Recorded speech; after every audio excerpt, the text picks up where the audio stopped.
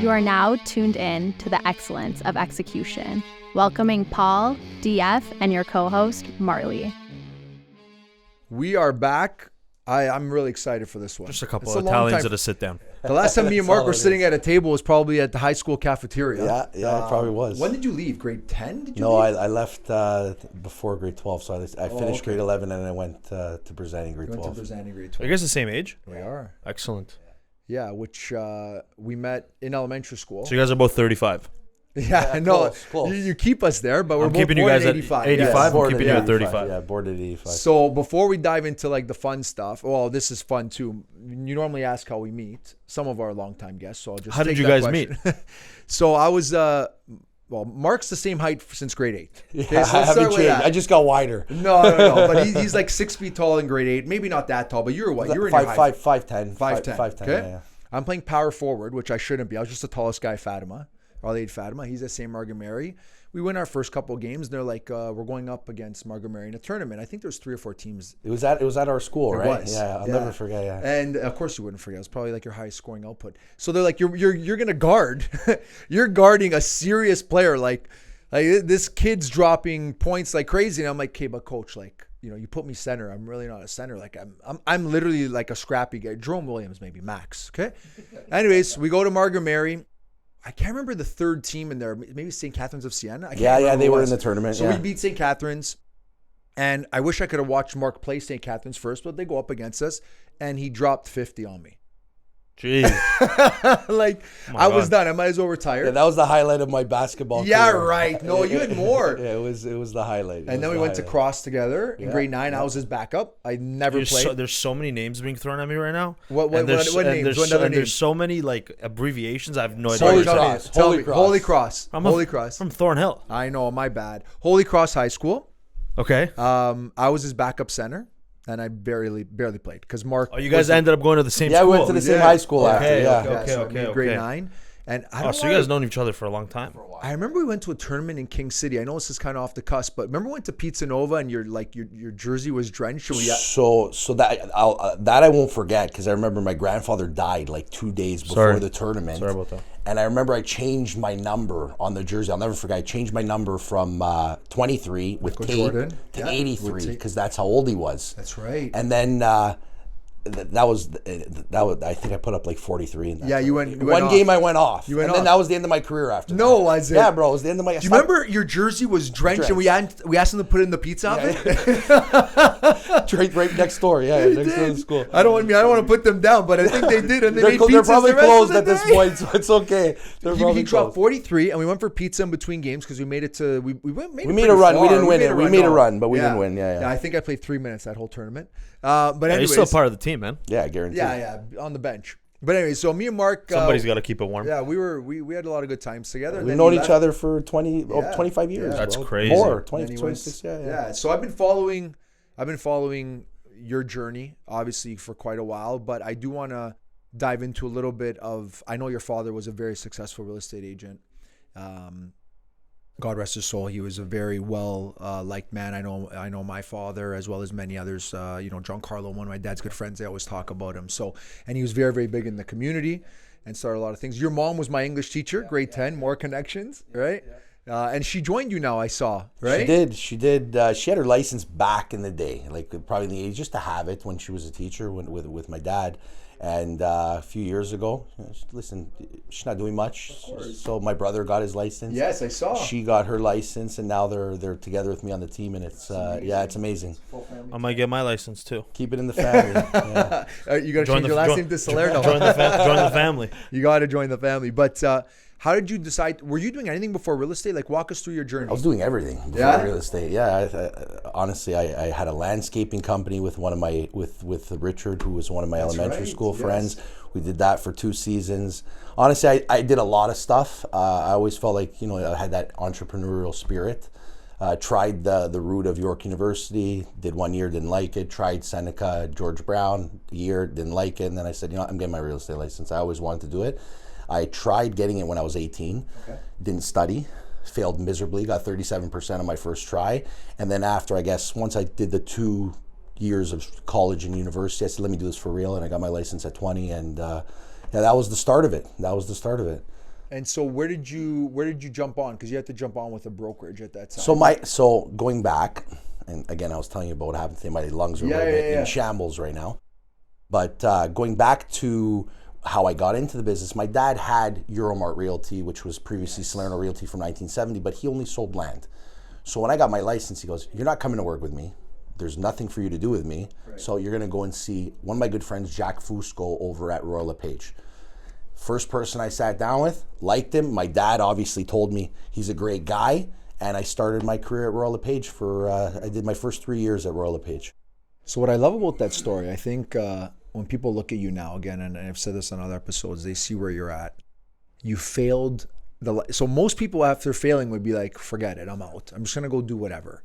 But you went back, circulated, and I mean, you got to do some challenges, but look at you now. It's crazy, right? Yeah, it's been a fun road. It's always been something that's been, look, I feel like it's in my blood, and I feel like another part of it too, which the sour part about it was obviously losing my dad, but that kind of gave me the motivation, because I truly feel like he's still a part of me, and that was his, like, real estate was his gig, and it was like, I got into it because of him, so I really feel that connection to him still through real estate. And the only thing that sucks is I only got to experience, like, maybe, because he had the stroke in 2008, so about a year and a half, 2 years of the real world with him, in the sense where I'd ask him questions. Yeah. But even when he was sick, he still was able to, give me some pretty good guidance for that couple years. And it's been a great road from the beginning. I feel blessed to be in this business, to do something that I love every day. It's special. It's special. It really is. I remember when you first started, you were, when I was following you, you'd post a lot with the brand before you went to Salerno, right? Yeah. So you'd kind of post with Euromart. With Euromart. Yes.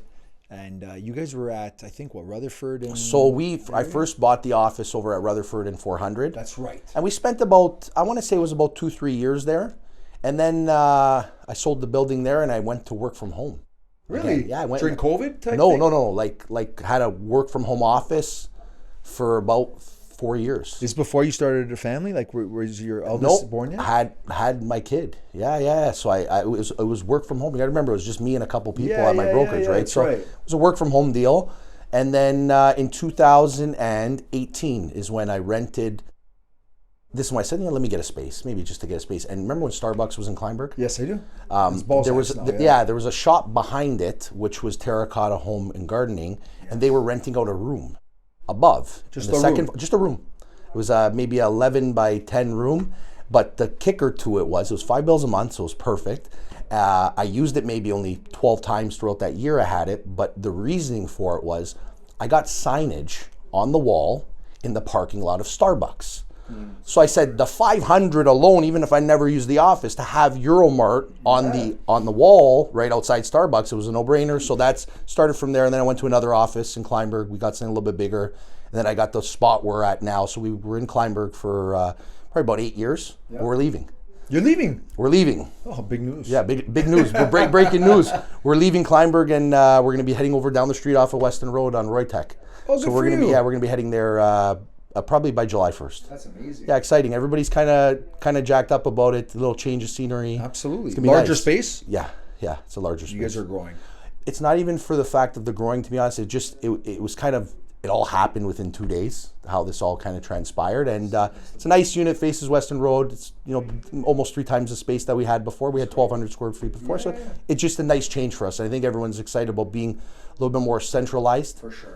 In back in Woodbridge. Yeah, back absolutely. to our roots. Yeah, back to the roots. Back to our roots, yeah. Back to our roots. Kleinburg, one road in and out. I mean, great spot, but there's a lot of real estate. Great spot, but there's a lot of real estate offices. And the other thing too is there's going to be probably 2 to 3 years of construction coming up right now, because they're redoing the water mains. They're going to be redoing. So it's you know what? I looked at it. I had to weigh my options, and I said, I don't want to have to already deal with the amount of traffic that it takes to get into the village. You add the construction, it's gonna be a nightmare. This opportunity came up, and I said, let's jump on it. Mark's a girl dad too. Yeah, Amazing. 2 girls. Amazing. I hope to be a father one day. Yeah, you will. Thank you. So anything you want to dive in on, or you want me to keep going? I'm enjoying myself right now. I'm learning. I'm learning about everybody. Okay. Yeah. Okay, fair. So you started with Euromart. You have that brand going, and then you decide to obviously shift? Was it when you changed office? Was it finally Salerno Realty coming out? So originally, my dad had the company Salerno Realty.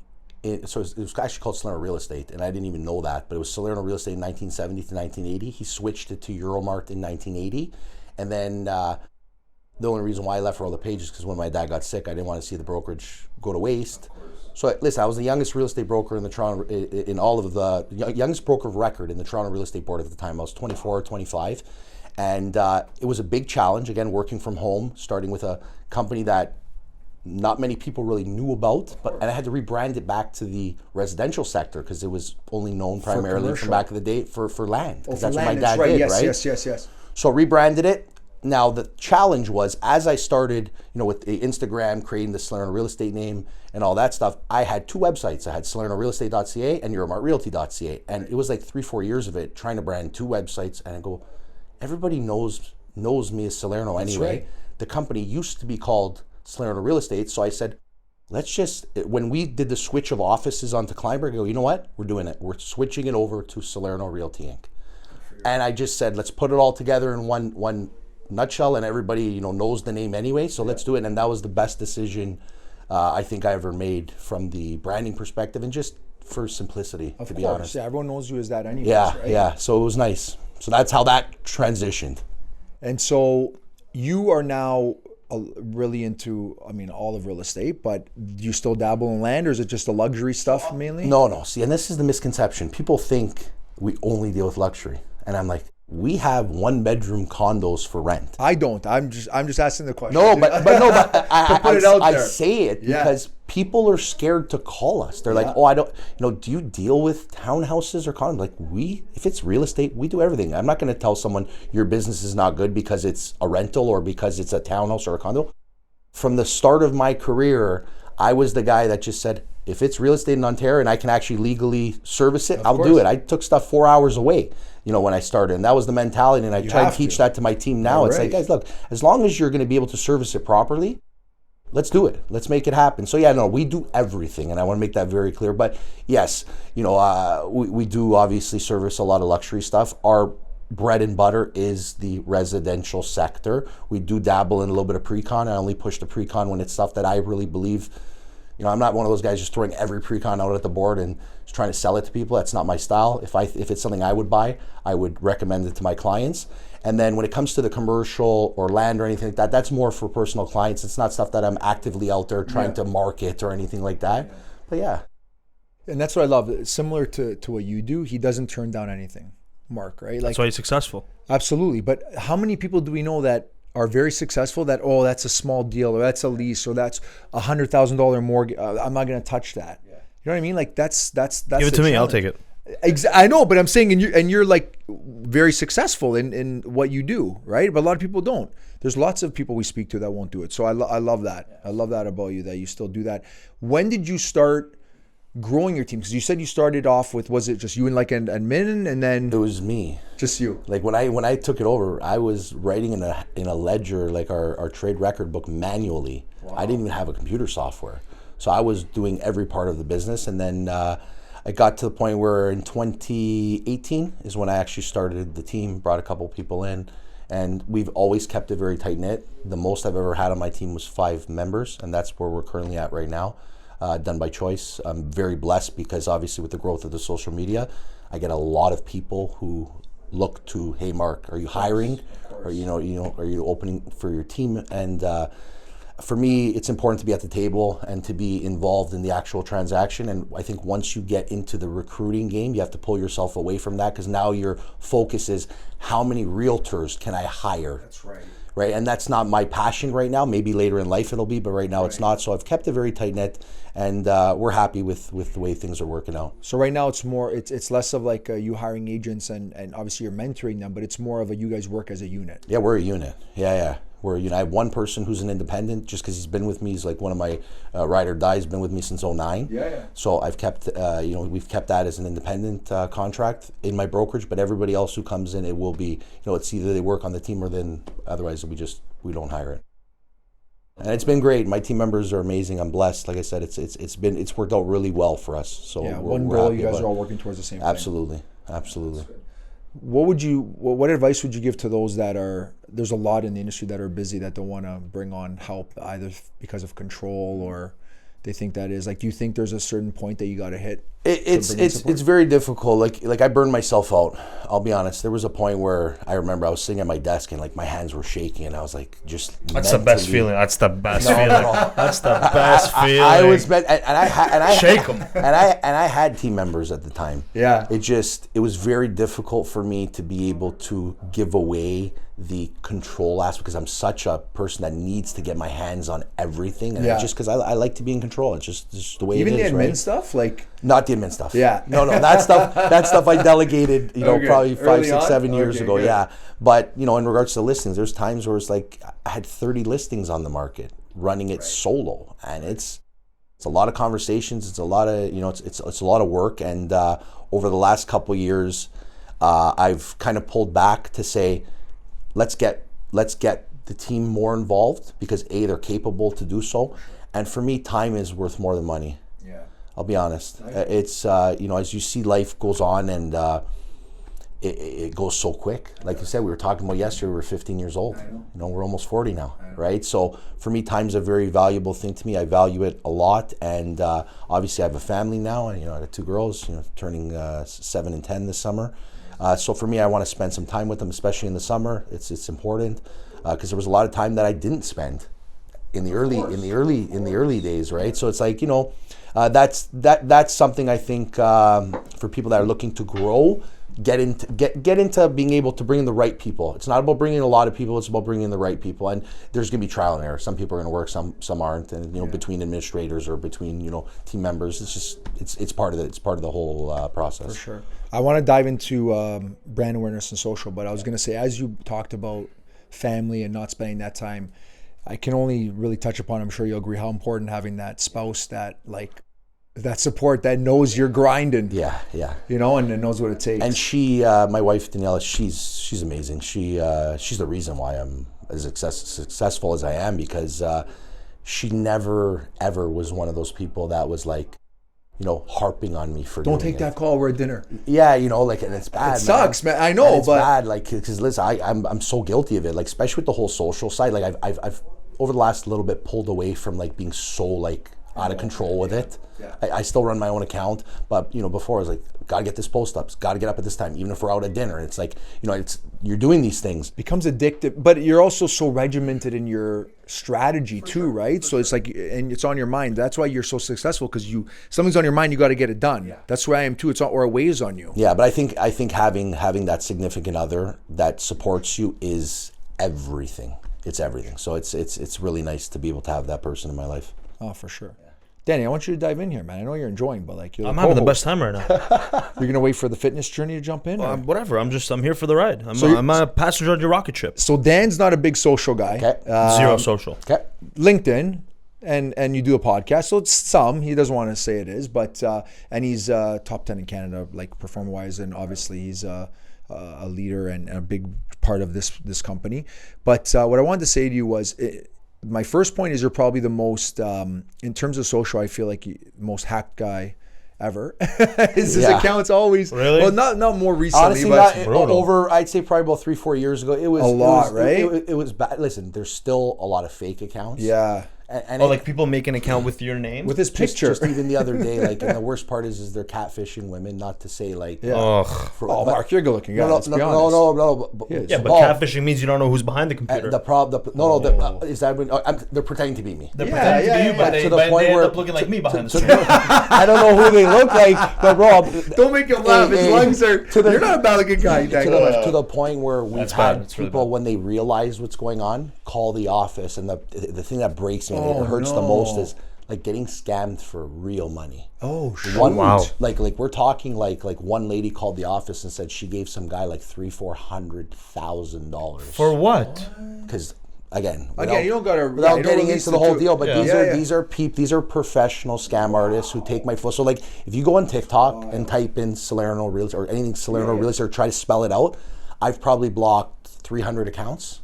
Oh my God! It got to the point where I almost was like, I don't want to do this anymore because like it was so sad. And like there was points where I remember I took my daughter to the golf course maybe like 6 years ago, and I posted some pictures on Instagram. And that's why, if you notice, you don't post family stuff then. You don't see my kids online, and if I do, they were getting the princess faces over their face.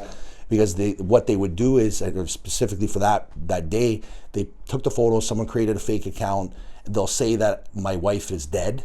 And it's to that point where I'm widowed, and they posted my daughter in the thing, and it's so ugly. And that's the ugly side of social media. It's the ugly side of but a lot of the times there are these women who are calling in and saying, you know, again, last week I got a message from someone, I forgot what the guy's name was, I screenshotted it in my phone because then I went on Facebook to report it. And that's where it's happening a lot. It's Facebook. Instagram, it was bad before, but now with the verification, that helped out a lot, being able to set up with the verification.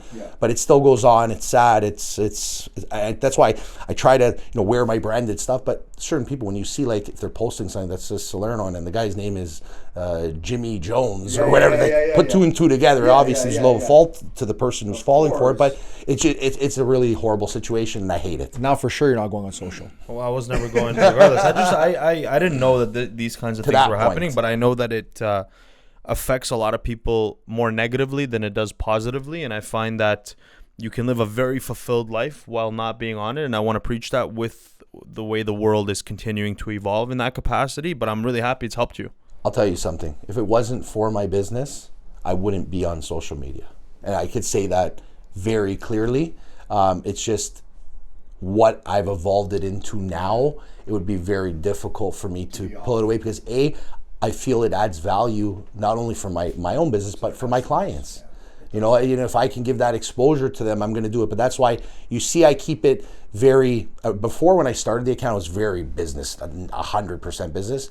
Obviously, recently, I've kind of tried to change that over. Some people like it, some people don't. I know, you've gone on and some people said that. Don't like it. So he's been talking a lot about his fitness journey, which we're going to get into, and a lot of people are like, "Oh, it's becoming like I don't know." Like one person, I remember when I was in Florida and like I was posting about like the cold plunging, and like some person's like, "Well, I'm on this page to follow you for real estate, not to see you cold plunge." And I'm like, "Well, stop following me then. That's my page. I'm going to do what I want at the end of the day. I'm not a real estate robot." Yeah. You know, and that's where like I was trying to get away from that because I want people to see the personal side of me. I'm a human being. I'm a father. You know, I'm a husband. I'm normal. I'm not just this guy who sells houses. And I think you're much more of a person than that. You're also a baller, 50 points. But besides that, so let's start while you grab some water. I want to get into a little bit of the fasting. So he's gone as long as I think 7 days. I've seen some of his journey, and I think I wanted to tell the story. And the reason, remember, I came and told you like, because you were doing a couple days fasting, 4 days, 4 days. And then you knew about this, but he was the one that told me about the bone broth after. The brodo. Because I think the first time you broke it, you went hard. You started eating something. No, you can't, bro. I'll rip your stomach apart. You went to the hospital or something. Bro, they pumped you? So remember, I was scared. I said, I'm not gonna do it. I was just him? heard his story. It was me. So what I had done one probably about 5 years ago, and it was an 84-hour fast. Okay, and at the time, in the world. I thought it was the greatest thing ever. I'll be honest. That was the first time I ever did. I just didn't do it, and then I fell off the wagon. But during this whole period, I'm like, you know what? I'm going to do it. So I did one last summer, first time since. Tell Dan how much you weighed last summer. You big boy? Listen, I'm still a big boy. I was, the highest I ever got up to in my life was 323. How tall are you? 6'2". It's a big boy. Yeah, listen, I've always carried. Listen, I like to think I carry my weight well. You have any like when I see you now, you have a picture? Yeah, I do. I got it. Throw it up on the screen. We'll throw your old you on the screen. Yeah, throw it up. So he actually did a whole thing of his journey. Like he actually went on the scale. Yeah. At I was 320. I think it was 320 on the scale. Sorry, so I don't mean to dive. No. So it was. So when I did the fast, it was last summer actually, and I said, I'm doing it. So I did I think it was a 5 day I did last year. It was a 5 day fast. So I wanted to keep going, but we had this big thing at my mom's house, the whole family, and people hadn't been together in a while, and they were having dinner. And I said, guys, I'm going in the family room. You guys do your thing because I still need to make it to the next day. I want to go the next day. Everyone's talking. I hear them talking. I said, you know what? Let me go sit at the table. What I better going in to be able to go sit. Didn't I just sit at the table? I know. Second, I sat at the table. Mark, you got to eat something. You know, Italian family. You got to eat something. Okay, fine. I ate. What did they give you? Pasta? What was the first thing you put in your stomach? I ate. I know, but I ate 2 pieces of meat. Oh, yeah, I ate potatoes. I ate vegetables. We ate like a normal thing. Yeah. 2-3 days later. Oh wow, that long. Oh, that long later. It didn't hit you right away. No. 2-3 days later, I'm like, my stomach really hurts. Like something is up. I don't know what I did to myself. And again, I hadn't fasted in 5 years, so I didn't know if it was like what the deal was. Long story short, it was about 4 or 5 days after. I said, I have to go to the hospital. I don't feel good. I went, and they're like, you're constipated. I'm like, that's it? Thank God. So they didn't have to pump me. But it messed up your system. It messed up my system. Completely messed up my system. And then I learned my lesson. So now, since then, I've done a 7-day. I do it now quarterly. I did a 7-day the next time, and then I did a 6-day the last time after that, which was a couple months ago. I break now with broth. Yeah. Watermelon. Watermelon I've never done. With watermelon broth. That's what I did. Watermelon broth. No. Watermelon, like slices broth, of watermelon and broth. That's how I broke. And then the next day, berries, for example, keep it all light. And then you slowly start bringing stuff in. Extended fasts, like you just said, are the greatest. You don't, like, it's a hard concept for people to understand. How can't you not eat? Once you break through that threshold. I want to do it for a month. What do you think? Bro, I want to do it for a month. I'll be honest, but when I was the mental side. No, when I was at 7, I'm like, I can keep going. I don't need to eat. There's a period. What is that period, you think? For me, it's the first day at night. Yeah, if I cross that dinner mark, you're good. Bro, I'm so good. by 8-9 p.m. the first night, you're good. I'm good. I don't have to eat. What I try and do, though, what I've noticed is I'll start at 6 or 8 o'clock at night is when I'll have my dinner and I'll start my fast. Because like you just said, when that 24-hour window kicks and now it's the nighttime of the next night, that's where you're dying. I'm starving. That's where I try to do. You make it through that. You got to remember, now you're waking up to 32, 36 hours, and now you are gold. Yeah, just water. The mental clarity that you have, you feel like Superman. Bro, really? Bro, Superman. I can take over the world. Superman. I do it monthly. I do a 4-day fast monthly. That's incredible. Yeah. That's incredible. Yeah. I love it. The great. If there's anything I could ever preach, and again, I'm not trying to give medical advice. No. For myself, personally, my opinion, it's the best.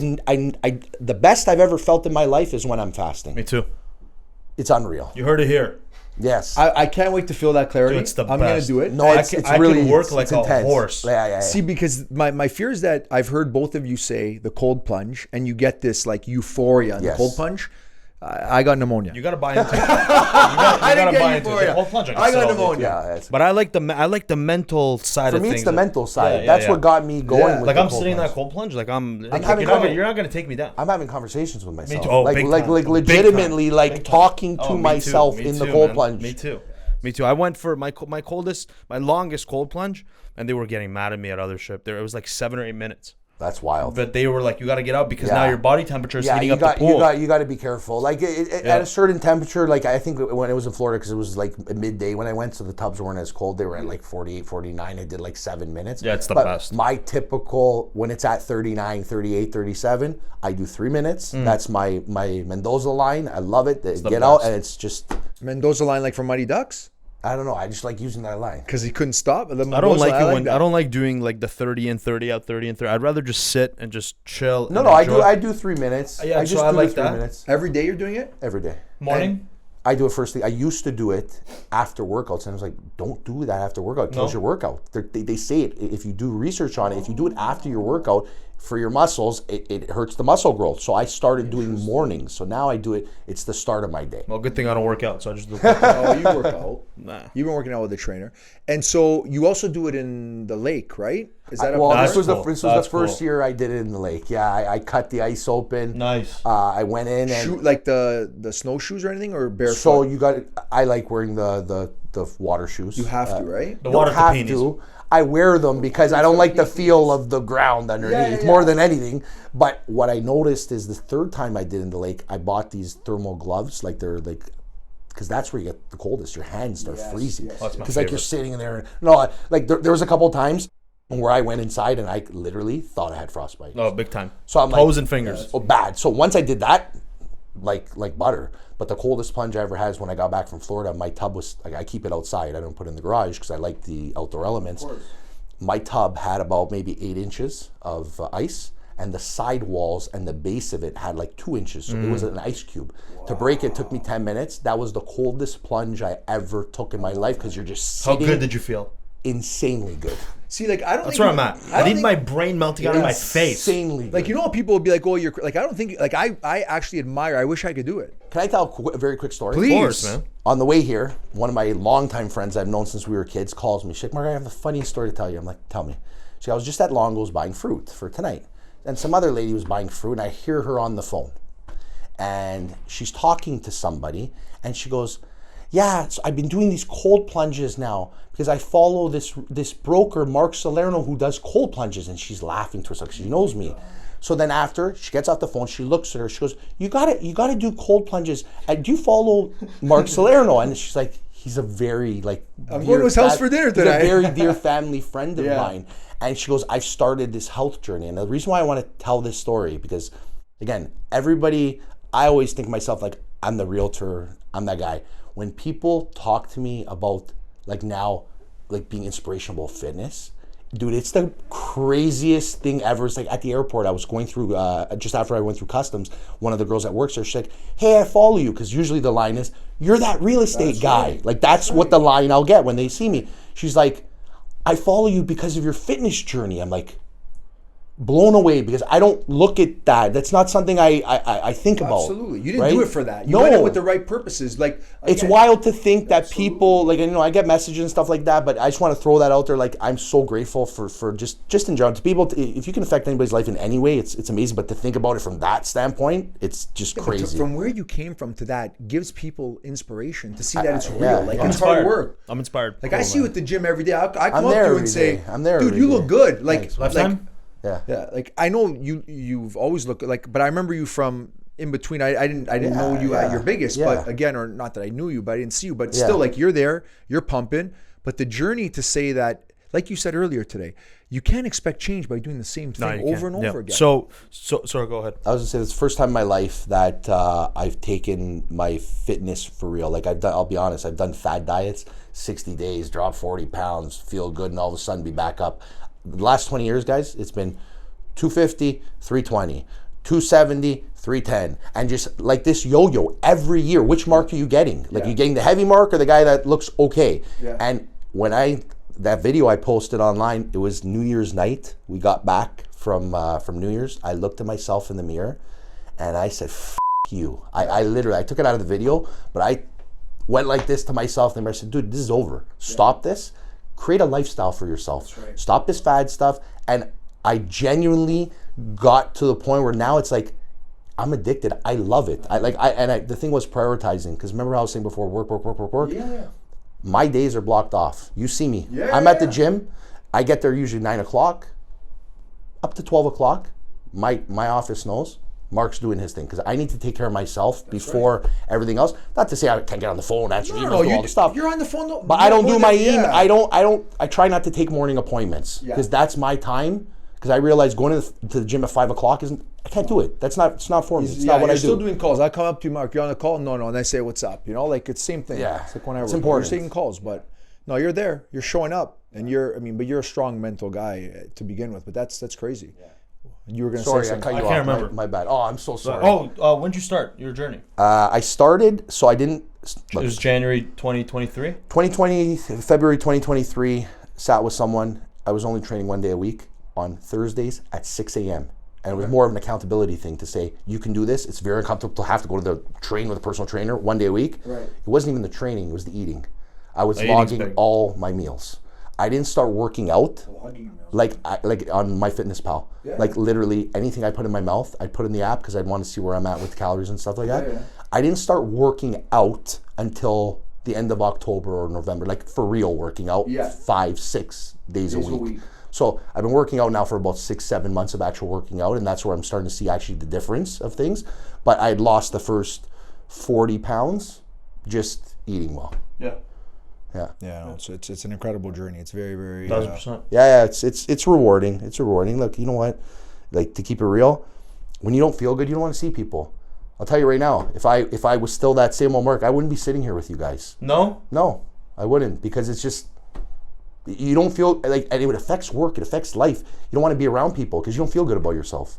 So I'm happy that I'm starting to feel better about myself. For you, man. And I'm okay to put that out there and be real about that because it's the truth. Yeah. It's the truth, right? So you just got to get to a point where you make that decision. And for me, sucks that I waited till I was 39 to make that decision. But I'm happy I started because now this is a lifelong journey. It's also cool that you're going to be pretty close, if not the best shape of your life at 39 years old. Yeah. That's another story, right? Yeah, for sure. Outside of when you were 15. Anything else before we wrap up? It was a great episode. This has been great. You guys are awesome. Thank you guys. Thanks for having me. I really appreciate it. It's nice to it's nice to see you at the gym and catch up with you on that sense because we had a long window in between where we hadn't seen each other, talked to each other. So I appreciate both of you for having me on today. And thank you for being here. Thank you. Thank you very much.